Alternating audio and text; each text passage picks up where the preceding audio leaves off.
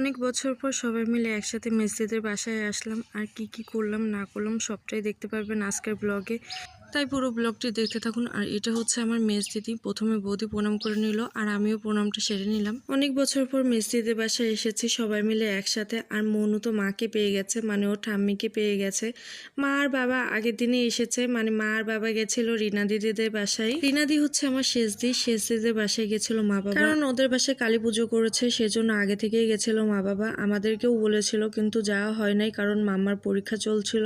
আর এখানে এসে তো বান্ধবীদের সাথে দেখা হয়ে গেছে, মানে বান্ধবী বলতে মেজদিদের বাসায় আসলে যে ননদগুলো ছিল মেজদিদির, তারাই আমার বান্ধবী ছিল, কারণ আমরা একই বয়সের ছিলাম। পিঙ্ক কালারের শাড়ি পরা এই মেয়েটা হচ্ছে মেজদিদির যার বোন। ছোট থাকতে আমরা অনেক মজা করেছি সবাই মিলে একসাথে ওদের সাথে। ছোট থাকতে বলছি কারণ হচ্ছে যখন মেজদিদির বিয়ে হয় তখন আমি ক্লাস 2-তে পড়ি মাত্র। আর তখন থেকেই সবাই আমার বান্ধবী হয়ে গেছিল।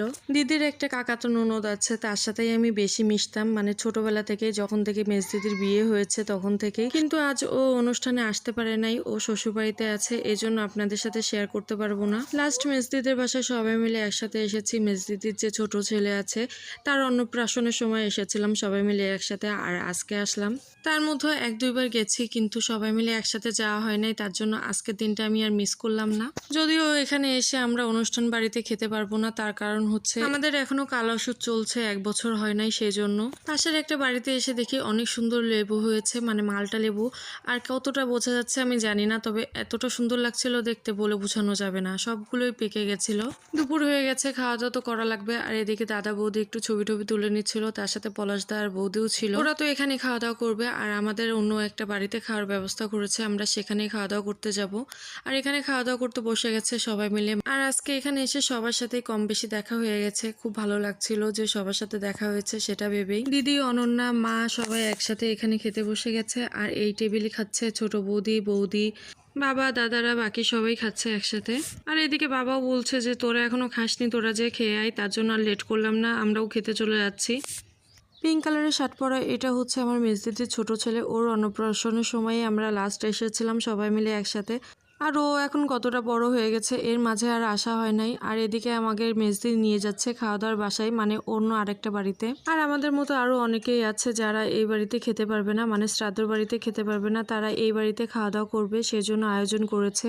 এখানে আমি, মাম্মা, বাপ্পা 3জনই খেতে বসে গেছে, খাওয়া দাওয়া করছে। আজকে এসেছি তার কারণ হচ্ছে খাওয়া দাওয়াটা ব্যাপার না, ব্যাপার হচ্ছে সবাই মিলে একসাথে দেখা সাক্ষাৎ হবে, সেটাই অনেক। মাম্মা ওইদিকে তাড়াতাড়ি করে খাওয়া দাওয়া করে চলে গেছে, তার কারণ হচ্ছে মাম্মার বাবা বাড়ি থেকে অনেক লোকজন এসেছে, মানে ও যার সাথে মেশে, যাদের সাথে মেশে তাদেরকে পেয়ে গেছে, সেজন্য আর এখানে সময় নষ্ট করবে না, এজন্য তাড়াতাড়ি করে ওকে খাইয়ে দিয়েছি আর ও চলে গেছে। আমার পাশের এটা হচ্ছে আমার ছোট মাসির ছেলে, যে কোট পরা দেখছেন এটাই হচ্ছে আমার ছোট মাসির ছেলে। আর এদিকে আর এখানে আমি, বড়দিদি, অনন্যা 3জনে মিলে একসাথে ছবি তুলছি, মানে 2 মায়ের মাঝখানে একটা মেয়ে।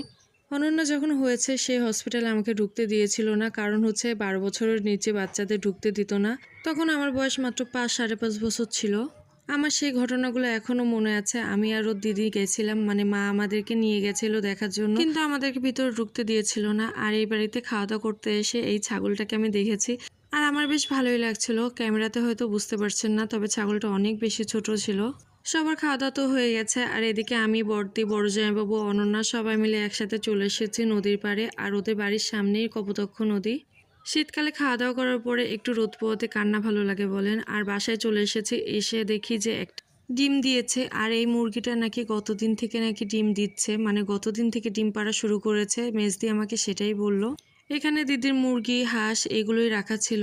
খাওয়া দাওয়া করার পরে আরো কিছুক্ষণ সবার সাথে গল্প টল্প করেছি। এবার একটু বাপ্পার মাসি বাড়ি যাব। বাপ্পার মাসি বাড়ি এখান থেকে 10 মিনিট মতো, মানে আমার মাসি শাশুড়ি বাড়ি। আর এদিকে বড় জামাইবাবু চলে যাচ্ছিল বড়দিদিকে রেখে। জামাইবাবু একাই যাচ্ছে, তার কারণ হচ্ছে বড়দিকে আমরা সবাই যেতে দেয় নাই। বড় জামাইবাবুকেও থাকতে বলা হয়েছিল, কিন্তু বড় জামাইবাবু থাকবে না, তার কারণ বাড়িতে একা আছে মামা, এই জন্য বড় জামাইবাবু চলে গেল। আপনাদের সাথে কথা বলতে বলতে মাসি শাশুড়ি বাড়ি চলে এসেছি। আর আসতে গিয়ে দেখলাম যে সত্যিই অনেকটা কাছে, 10 মিনিট মতো লাগলো মোটরসাইকেলে। আমি এই মাসি বাড়িতে এসেছি কিন্তু অন্য সাইড থেকে, এই জন্য আমি জানি না যে মেসজিদের বাসা থেকে আসলে 10টা মিনিট লাগে কিনা, তবে আজকে দেখলাম যে না, সত্যি 10টা মিনিট লাগে। ওখান থেকে সোজা বাড়িতে চলে এসেছি, মানে মেজদিদের বাসাতেই আবার ফেরত এসেছি। আর আসতে গিয়ে তো অবস্থা খুবই খারাপ, কারণ এতটা ঠান্ডা পড়েছে আর বাইরে 10 মিনিটে যেন বরফ হয়ে গেছি। এসে দেখি যে বড়দি আমাদের জন্য রান্না করছে আলাদাভাবে। আমার জন্য, বাপ্পার জন্য আর মাম্মার জন্য, তিনজনের জন্য আলাদা করে রান্না করছে। আর রাইস কুকারে ভাত দিয়ে দিয়েছে আর একটু মাছের ঝোল করে দিবে। আমি বলেছিলাম যে আমি রান্না করে নিতে পারবো, কিন্তু বড়দি বলল যে না, আমি রান্না করে দিচ্ছি। আসলে বড় বোন থাকলে কি ছোট বোনের কষ্ট হয় বলেন? আজকের ব্লগটি আপনাদের কেমন লাগলো অবশ্যই কমেন্ট করে জানাবেন। যদি ভালো লাগে তাহলে একটা লাইক করে দিয়ে পাশে থাকবেন। কালকে আবার চলে আসবো নতুন আরও একটি ব্লগ নিয়ে। সেই পর্যন্ত টাটা।